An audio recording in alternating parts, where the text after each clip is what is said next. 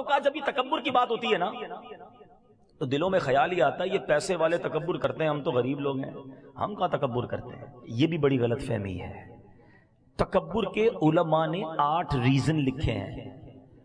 تکبر علم کی وجہ سے بھی آتا ہے، تکبر عبادت کی وجہ سے بھی آتا ہے، مال کی باری تو تیسرے نمبر پہ آتی ہے، تکبر اقتدار کی وجہ سے بھی آتا ہے، تکبر خوبصورتی کی وجہ سے بھی آتا ہے، تکبر طاقت کی وجہ سے بھی آتا ہے۔ اب علم سے کیسے تکبر آتا ہے؟ کسی بندے نے دنیاوی علم حاصل کر لیا یا دینی، علماء بھی بن گئے، جی میرے مذہبی بھائی بیٹھے ہیں ادب کے ساتھ، کیونکہ علماء نے کتابوں میں لکھا کہ اگر آپ دینی علم بھی سیکھ گئے اور اس کے بعد دوسروں کو حقیر سمجھنے لگے کہ ان کو تو آتا ہی کچھ نہیں، مجھے اتنا کچھ آتا ہے، تو یہ بھی تو تکبر ہے نا۔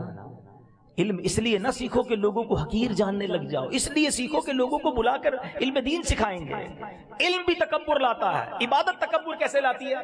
کوئی بندہ 5 ٹائم کا نمازی بن جائے، قرآن پڑھنے لگ جائے، پھر کہ دیکھو لوگ تو کچھ بھی نہیں کرتے، یہ تو جمعے کی نماز نہیں پڑھتا، میں تہجد بھی پڑھتا ہوں۔ تو یہی تو تکبر ہے کہ آپ نماز پڑھ کے دوسروں کو حقیر سمجھنے لگے۔ کیا پتہ اس کی کون سی نیکی اللہ کو پسند آ جائے، کسی کو حقیر نہیں سمجھنا ہے۔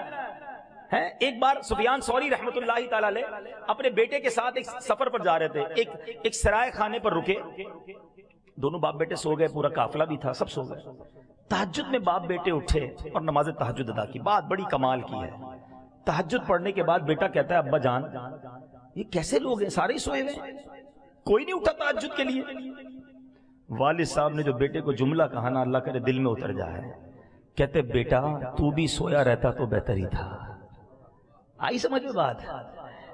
بیٹا تو بھی سویا رہتا تو ٹھیک تھا، تہجد پڑھ لی، اب تجھے سارے حقیر لگنے لگ گئے، اس سے بہتر تو بھی سویا رہتا تو ٹھیک تھا۔ عبادت کرو، روزے رکھو، حج کرو، نمازیں پڑھو، مگر دوسروں کو حقیر نہ سمجھو۔